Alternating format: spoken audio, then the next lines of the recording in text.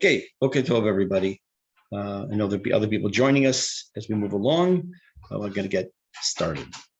Mute.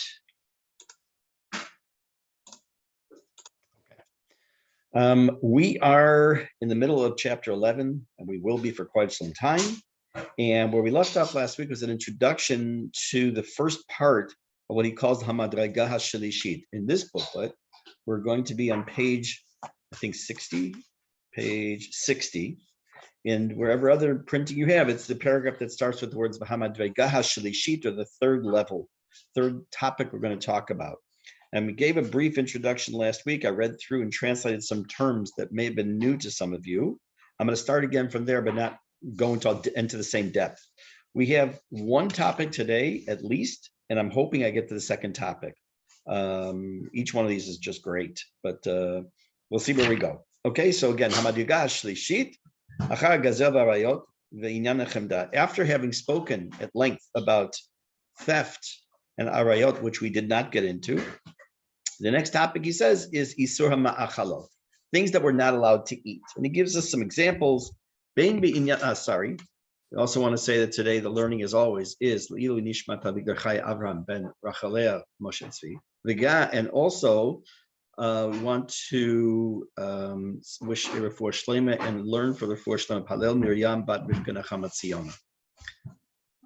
Ziona. So he says, Isur Ma'achalot, Bein Minyan HaTreifot Atzmam, whether it's non-kosher items, treif, Bein Minyan Taruvotehem, or something that may have mixture in with something not kosher and kosher, Bein Minyan Basar B'Chalav, or it's a mixture of meat and milk, Ochel V'Dam, V'Inyan Bishulei Goyim, V'Inyan Gilei Goyim, Yein Niskam Ustam Yinam. We determined last week all these different topics. We went into some of them in more depth. Whether it was bishul akru, when a non-Jew cooks certain types of foods where it not only is not okay to eat, it's considered treif, but it treifs up your pots. Also, we talked about wine that's poured by a non-Jew. We discussed the concept of a person who's not religious and what are the ramifications, if any, when pouring wine as well. Someone asked me if this applied, asked me if it applied to grape juice. I did a little investigation, and it seems to be a bit of a machloket, a disagreement, and most seem to say you should be just as careful with grape juice as you are with wine. So we're going to pick it up now where it says kol eile hanekiut bahem tzarich dikduk gadol v'tzarich chizuk. All of these areas of nikiut. For those of you joining us, we're on the paragraph beginning with the word Hamadraga HaShalishit. So it's going to be talking about foods that are, the topic is food, or things that we eat. So he says here that all these things about food require extreme care and caution. And also we need chizuk. Why? Keep kosher. What kind of chizuk do you need? We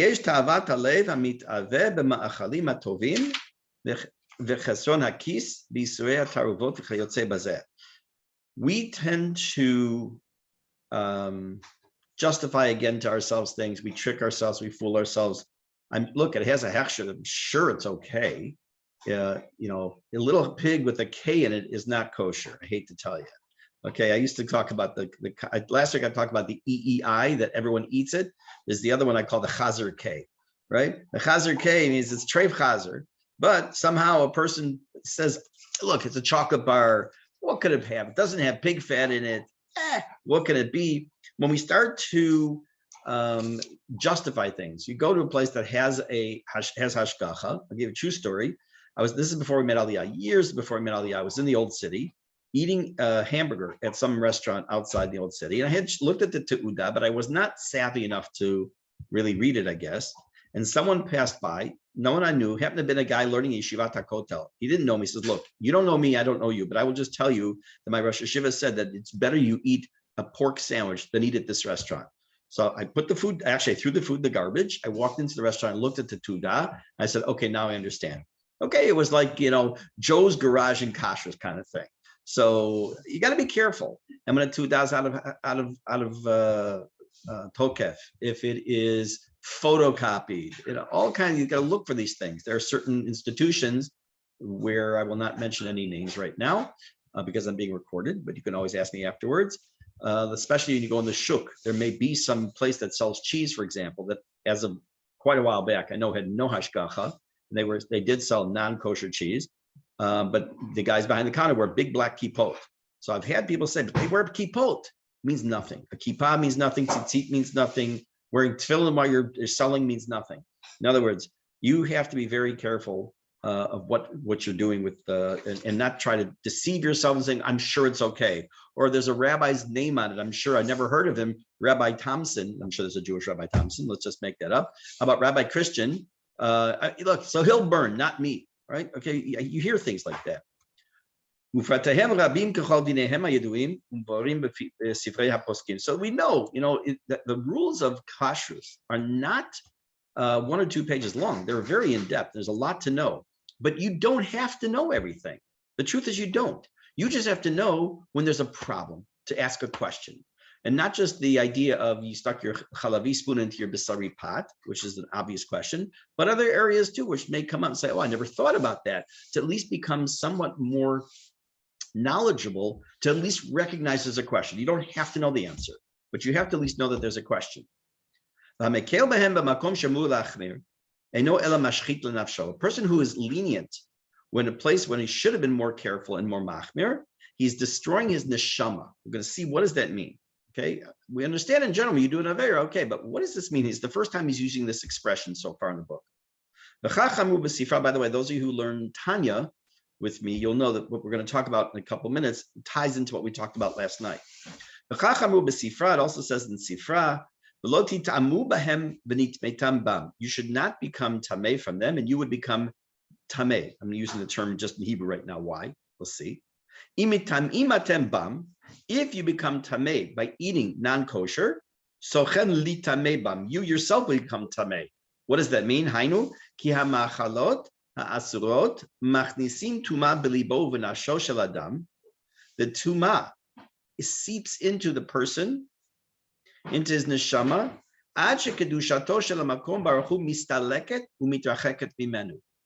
The eating, the ingesting of non-kosher food helps to drive away part of the kedusha of a kadosh baruch hu in what we know is known in Tanya as the nefesh elokit.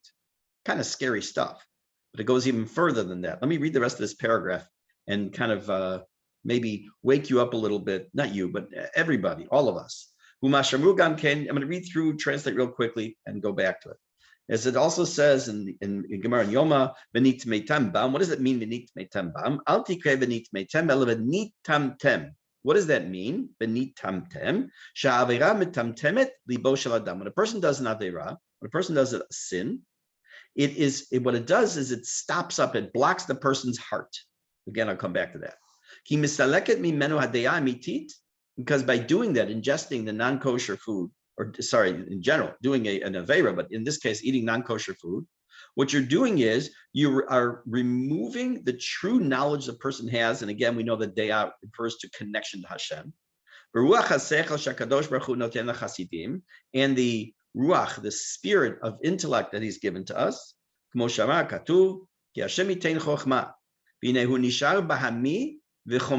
By doing so, he remains, by reducing his godly part, he is in a sense bulking up, and he's propping up his animalistic side and his physicality. Here comes a line that you got to hear.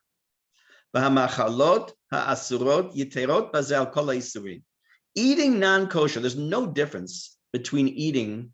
There's no difference between lighting a candle on Shabbat and eating. Let's just say, forget about the punishment. Just the fact that it's asur. Eating chametz on Pesach, lighting a candle on Shabbat, eating challah without having taken challah, eating tevel. They all have different levels of punishment, but they're all asur, right? They're all asur. But why does he say that eating non-kosher or food that's prohibited to us, whether it's tevel or it's basar v'chalav or it's treif, why is that more problematic and a bigger isur than all? Kevan she'em nichnasim begufo shel ha'adam mamash v'na'asim basar mi besaro. That food becomes a part of you. God forbid, when a person does an aver, when a person, let's say, lights a candle on Shabbat, which is an Isur D'Oraita, what have they done? They've done an external action that Hashem said you can't do. They use their hands to light a match and light a candle, an external act. It didn't become a part of me. I was pogeh, my neshama and all that, but it didn't become a physical part of me. But when when a person takes something that's non-kosher and they eat it, they have physically put that into their body and it becomes a part of them. We know, as they say, you are what you eat. And you are not only what you eat, as far as the cholesterol and the pachmemot and the sugars and all the iron and everything else, but also from the spiritual sense, that becomes a part of you. So the more you eat, the more a person eats that's not kosher, the more they are absorbing physically, it becomes a physical, not just spiritual part of them. And therefore you're giving this, you're adding that to your body. Kind of scary when you think about it, because unfortunately, many people are very careful about what goes out of their mouth, meaning lashon hara. The same person who may be very careful about what goes out of their mouths is not as careful necessarily about what goes into their mouths. And we have to have that same level of awareness. There are many, for example, just many hashgachot, symbols that appear on different foods, depending where you are, whether it's in Israel, Europe, not all the countries, of course, have symbols on their products for reasons of what it might be, anti-Semitism or other labeling issues, the United States. And just because it has a label, just because it has some rabbi's name, or it has a little design of grapes and grape leaves, which makes it look like a badatz. By the way, badatz means nothing but bet din tzedek. Doesn't mean it gets extra holy. Doesn't mean it has a greater hashgacha. I can call myself Zev Channel of badatz hashgacha if I want to. It's not a trademark name or word whatsoever. There is also no hashgacha of the OR. It just stands for registered trademark or registered. There's no OR. In the United States, for those of you who may be there sometimes or buy products from there, you will find that there are companies that will put the letter K on a product, the plain letter K. Now, the truth of the matter is, it does not mean, for sure, it doesn't mean it's automatically kosher, because there's nothing. Why can they put a K though? Because the letter of the alphabet cannot be trademarked. Once you have a symbol such as OUCRC, HUFK, whatever it might be, that's a trademarked symbol, and you can't put that on a product. That's false. That's false advertising and labeling laws and all. But at the letter K, any letter of the alphabet, I could put a Q on the box of cornflakes if I want to. So people put the letter K.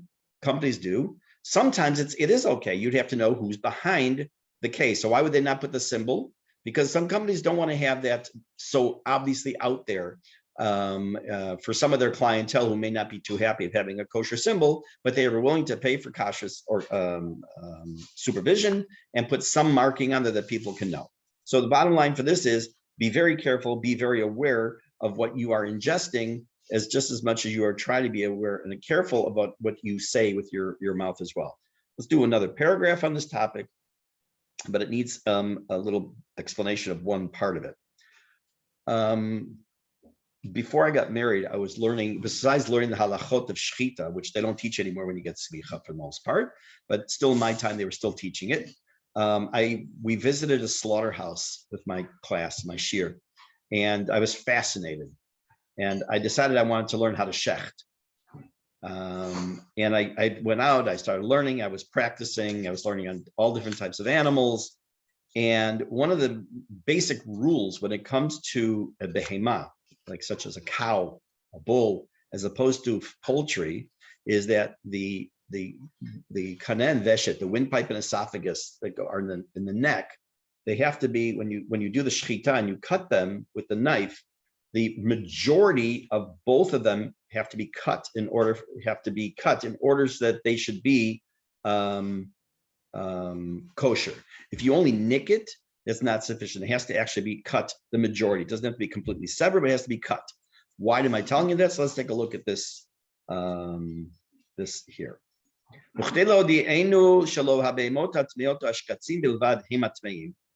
order to tell us that it's not just the non-kosher animals and bugs that are tameh, Now, you might think, okay, look, if I eat squid, if I eat squid, it's tameh. So of course that I'm ingesting something tameh. But if someone shechted an animal, a cow, the wrong way, okay, we call it treif. They call it actually a nevela, but it's a kosher animal, so I'm not ingesting tuma. So still, you should know you're ingesting tuma as well. Amar Katuv, the Torah tells us, lehavdil ben hatameh uven hatahor. What does it mean when it says to distinguish between that which is ritually impure and that which is ritually pure? Rabbis tell us, in sarich lomar ben chamor lepara, lama ne'amar ben hatameh uven hatahor, ben tme'ah lecha uven tahora lecha. That there's a possibility that you need to distinguish between that which is ritually impure to you and the same item which potentially could be ritually pure. How? For example, the ability to distinguish between the shochet slaughtered the majority or just half of the windpipe. What is there between? If you have a here, I'll try like that. You have a round, you have a circle, right? And you have the halfway point. Let's say this is 2 inches in diameter. So 1 inch is the halfway point. Anything less than that, a tiny fraction is less than half, right? So how much is the difference between half and less than half, or majority and less than majority? It's just a hair's breadth. Ad kan l'shonam. What is all this? Is what they say. So what does that mean?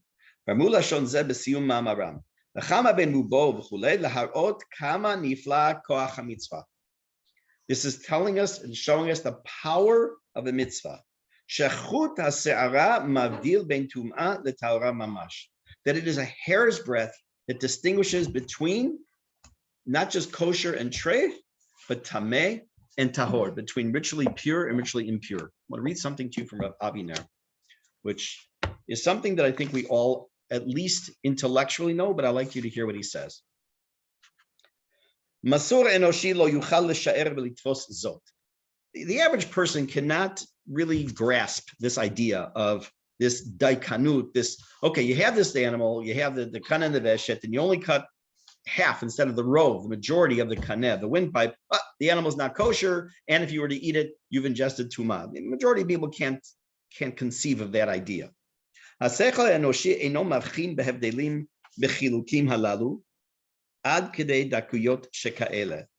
the average intellect walking around doesn't make this distinction between this kind of distinction to such tiny amount. Adam asa aveira kibel Shabbat shniya achat lachar zman knisat Shabbat. Let's say a person, forget candle lighting, because candle lighting is before Shabbat starts. Let's say Shabbat actually starts at 6:10, and at 6:11 you lit Shabbat candles. You were mechala Shabbat. What happened? First of all, say what big deal? Dakuyot shogdatiim kanaim. He puts that in parentheses, in quotes. He says it's the exactitude of these zealous religious individuals, these fanatics. What's the difference? Okay, I lit a candle at 6:11. It was already okay, so it's after Shkia. It's not 6:10. 1 minute. If one of the strings of tzitzit tears in a certain place, it's still kosher. Different place, it's not kosher. Minor things, tiny trivial things. Aval, now he's going to make an example, a case for where in the real world, out of the area of halacha, we deal with this all the time. He says, for example, a car. You have the slightest little cable or slightest little tube or hose. And it breaks, it tears, a little teeny tear in it.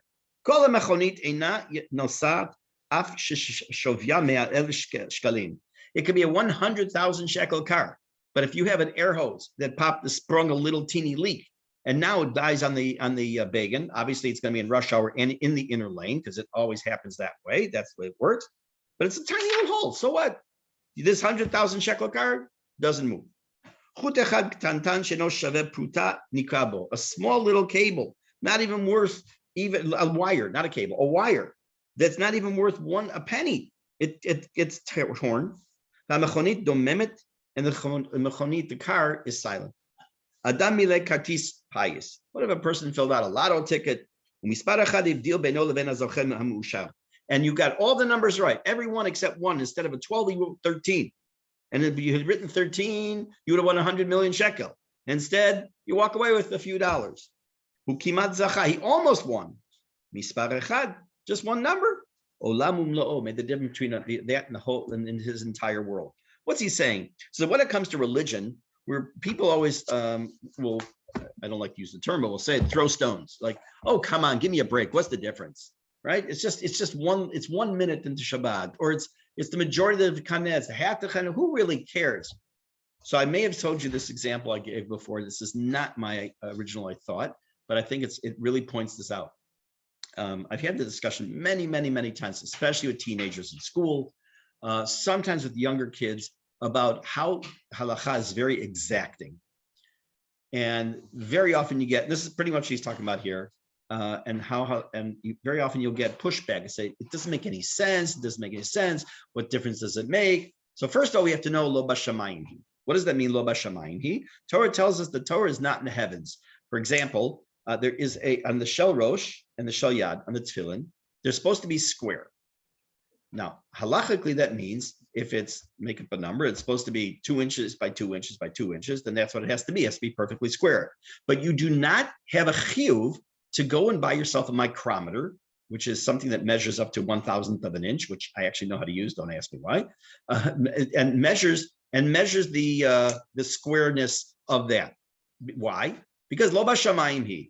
You don't have, there are issues of food that have bugs, and you have to do your best to make sure you don't ingest bugs. By the way, if you have a choice between eating raw broccoli that may have, that almost likely will for sure have bugs in it, or eating a pork sandwich on Pesach with bread, eat the pork sandwich, just as an example, because while speaking Lashon Hara, you're still better off than eating one bug. Where was I? Oh, so what I did was, and this wasn't my idea, I had seen someone do it, I thought it was brilliant. So as a teacher, I said, okay, here's the deal. You have questions, they're great questions. I want you to, instead of asking me the questions, I want you to send me an email with the questions. Here's my email address. And I wrote on the board, just my current email address, even though it wasn't then. I wrote ravzev@gmail.com. And then I sat down. And all the kids go, what? No. I said, what do you mean no? So we can't send you an email to that address. I said, why not? Because you wrote ravzev@gmail.com. You need the dot. I said, oh, come on. It's a stupid point. It's a dot. What does it do? Well, it won't work otherwise. I said, why not? I said, well, that's the protocol, because otherwise it doesn't.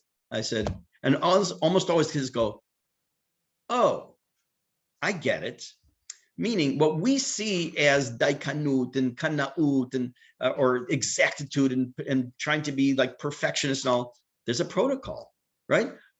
If you wanted to save time in the morning and take a bath and blow dry your hair at the same time, you can do it if you have a death wish, right? But I don't want to die.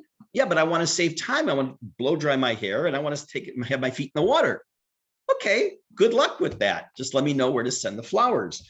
So the same thing he's telling us over here, both Rav Aviner and Ramchal, that this comes with a protocol. Now, that does not mean that Judaism is black and white, rigid, with absolutely no wiggle room. Of course there are. Of course. The same exact action sometimes is okay and sometimes not. Let's go back to the chalavi spoon in the bisari pot.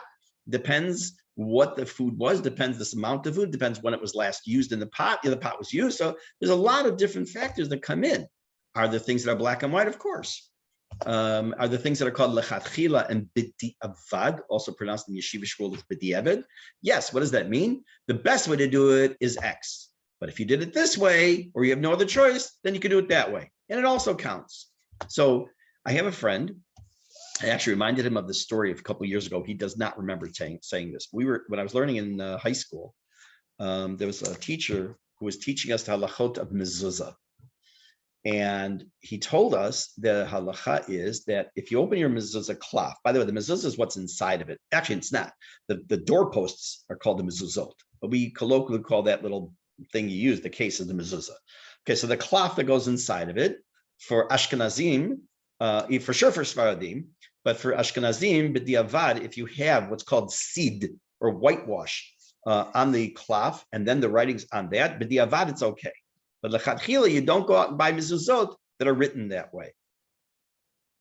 So my friend, we were talking after class, and let's just say there were heated discussions about this whole thing. And people said, so what big deal? Look, if b'diavad, it's okay.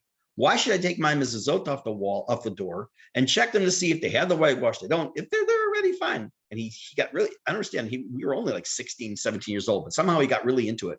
And he screamed, he said, we're such b'diavad Jews. Why can't we be l'chadchila? In other words, we look for the backup plan. Why can't we do the right thing the first time? And that really stuck with me. He didn't really remember that. Obviously, it's just a silly conversation, maybe when we were kids, but it unfortunately carries some weight that people try when it comes to food, when it comes to mitzvot, when it comes to mitzvot taseh and lo taseh. We sometimes look for the back door, the second best. You can't always do the best. You can only do the best you can do. That's true with everything in life. But you shouldn't shoot for mediocrity. No one wakes up in the morning, I hope, and says, boy, I'm going to just try my least hardest, and I'm going to try to shoot for mediocrity today. There's no reason to try for the best. Look, there are certain areas you don't need to try the hardest for. I'll be honest with you. I teach a lot of students for different topics, and very often for Bagriyot. And depending on what area the student is going into, they hope to go into in the future, the goal is not to get a 95 on a Bagrut. The goal is to pass. Well, you're striving for mediocrity. No, I'm striving for realism. And the realistic perspective is that this child does not need this particular subject to be spending 100 hours preparing for Bagrut when 50 hours will suffice to get them through it, and they're never going to need it again. Other areas, not so. Okay, let's take a look at the next paragraph. He says, "V'hinei, mi sheyesh lo moach bekod kodo." Person who has a brain in his head, yachshov isurei machal k'machalim ha'arsiim o k'machal nishanitarev bo eze davar arsi. Imagine you had a glass of water in your house, in my house. You came to my house, and I offered you a glass of water, and I said, by the way, it's possible, I'm not even sure, it's possible that there's a tiny drop of poison in there. I'm not even sure. If that were to happen, you were offered a glass of water with maybe had a little drop of poison. If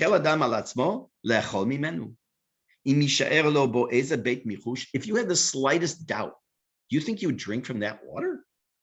Even if it was just a slight, tiny little suspicion.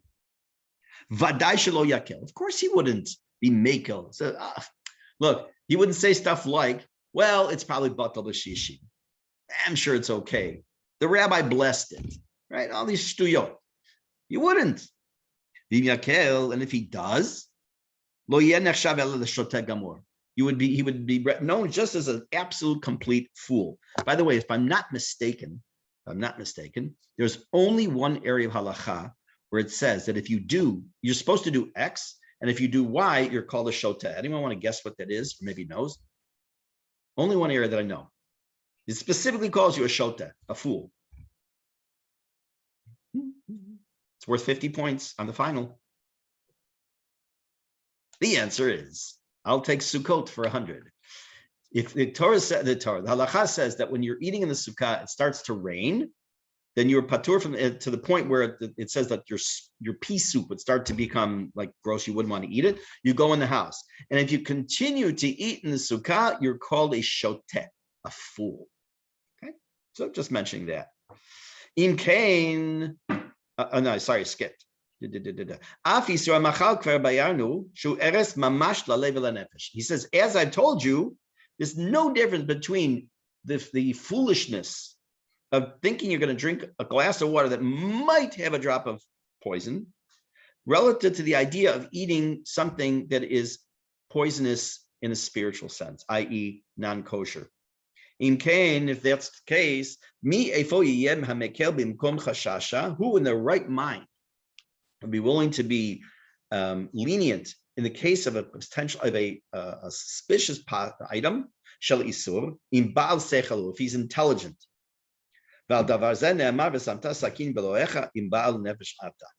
So he makes a very, very strong case of being very careful of what we put into our bodies.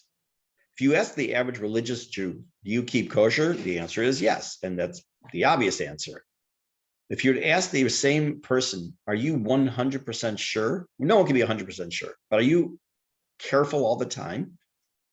Most people, if they're honest with themselves, especially if they do a lot of traveling, or find themselves in places where it's not their normal environment, it's gonna be hard to answer that question, yes, that they're careful 100% of the time. Because we give ourselves allowances and leniencies. I'll tell you an interesting leniency that you can rely on. I've had this question come to me a few times. If you are in, for example, France, and you want to buy a baguette, there are many bakeries that's all they make, and it's known in certain areas, and it's baked by a non-Jew. It's known in certain areas that you can, even with the religious Jews and Haredim and Dati Leumi, and everybody will go in and buy the baguettes from these stores, because all it is ingredients that is perfectly kosher. We talked last week about bishulakum, cooking by a non-Jew, and that in some cases makes the food tray from the utensils tray. Pat akum, or baked items by a non-Jew, have a different status. They're not non-kosher. They don't trafe up your pots. And not only that, you can eat them if you don't have pat Yisrael. You don't have Jewish bread, so to speak. So let's say a person's in an area in France where they have, or England, and they don't have access to a kosher bakery. And you are allowed, as long as you know from somebody that bakery has only kosher ingredients, and it's flour and water and whatever else goes into it, and that's the absolute recipe that's always used. You're allowed to buy that bread and eat it with no problem. And not only that, if you come back to Israel and you still have some in your bag, you can still eat it even though you have kosher bread available to you now. So it's a kula. It's something that can be used. It's not saying, well, if you want it, it's 100% okay to do something like that. If that helps people in some situations, depending what cities they're in when they're traveling or what countries they're in. Let's move into the next topic, because the next topic is something that is, everything here is close to my heart, but this one is really even more so than the food, even more so than Gezel, and that has to do with abuse, all kinds of abuse, whether it be verbal abuse, physical abuse, sexual abuse, mental abuse. There's all kinds of stuff here we're going to deal with. And having mentioned that, I'm also going to say a little plug. I think I posted on Facebook, and I think most of you will also have received a link. Next Monday night, Bezrat Hashem, just in a few days from now, on the 28th, I'm going to be part of a panel discussion on the topic of child sex abuse.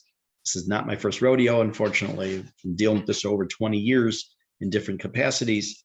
The more of a, not just a heightened awareness campaign, but also educational questions and answers. If you did not receive the link, if I didn't, I sent it on our group, but I sent it to individuals as well. Please let me know, and I'll be happy to send it to you directly again. Thank you for your bravery in this. Thank you. Thank you. It's sad that has to be seen as bravery, right? It's sad. I actually asked for some of you who know Shauna Aronson, she should live and be well. Hashem should give her strength, who is an absolute hero of our time. I asked her, she's one of the speakers, if she would mind if I said that I truly believe any pedophile deserves chemical castration after the first offense. She said, go ahead. So I'm not going to start off by saying that, but it will probably come up at some point. I actually feel it should be worse, but I'm not going to say that publicly. I'll say it to you privately, whoever wants to know what I really feel.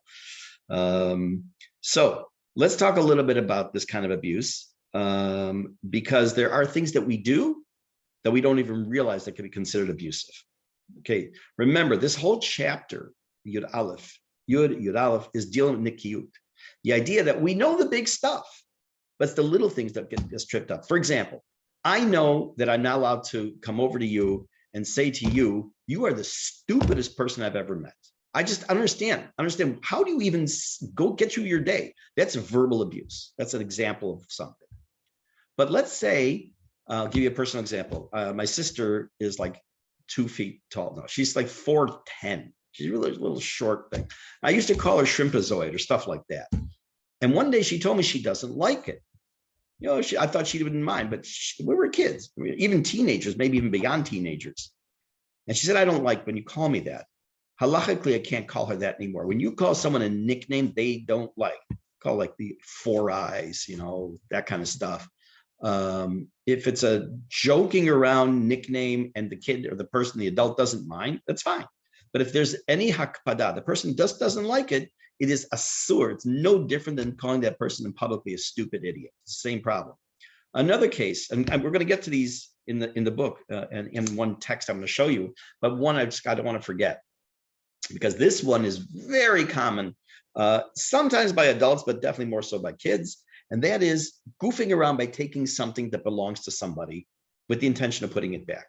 Let's say, for example, you're sitting at your desk and you're drinking coffee. And I walk in, and I always pick on Eric, so I'm going to pick on you again because it's fun. Unless you don't like it, then I'm not allowed to, because that's ona'at dvarim. And then you have to tell me. I come into Eric's office. He's sitting drinking a cup of coffee, and he gets a phone call. He walks out of the room to take the call. I said, oh, this would be so cute to play a trick on him. I take his coffee cup and I move it somewhere else. And he comes and he says, where's my cup? He goes looking for it. That is ona'ah. That already falls in the category of abuse. I planned on giving it back. It's only a joke. Doesn't make a difference. You cannot do that. Here's an example also that people think they're so religious. This is a super pet peeve of mine. When it's not ona'ah, but this is an Indian of gezel, which I'm about to tell you, which I forgot about when we did gezel. You go into a Beit Midrash, whether it's here at the shul locally or a Beit Midrash of yeshiva, and big Talmidei Chachamim, they think they're very big Talmidei Chachamim. They take Sfarim off the shelf and they learn with them. They leave them on the table. Why? Someone else will put it away. Or they'll take them and they'll put them somewhere else in the shul or in the Beit Midrash, nowhere near where they're supposed to be. And now, dafka, that's the volume I'm looking for. And I spend 20 minutes looking for it when it should have been back on the shelf.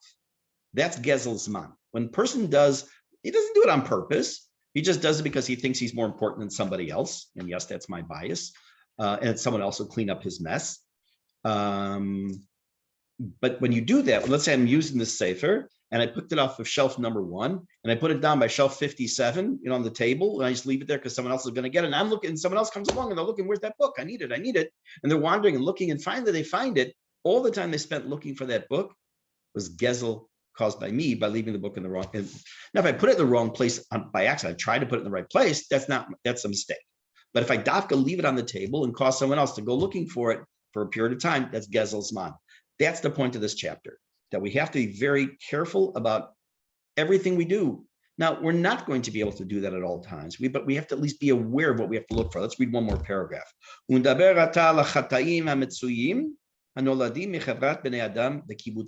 now we're going to talk about a topic that comes up, that arises in our social circles and when people gather. By the way, hona'ah and ona'ah generally are the same thing, with a hey or an aleph at the beginning.